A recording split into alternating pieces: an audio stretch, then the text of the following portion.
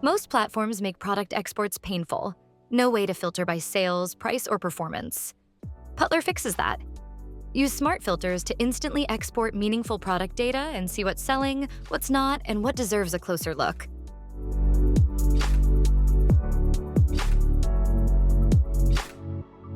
For product exports, let's go to the products dashboard. Start by setting your preferred date range.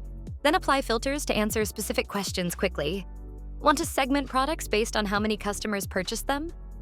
You can.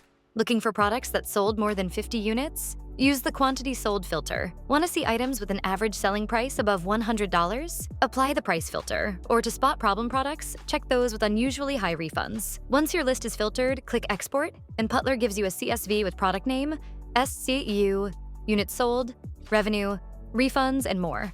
This makes it easy to review bestsellers, spot underperformers, and improve inventory decisions. You can also export from inside an individual product card to get a list of customers who purchased that product.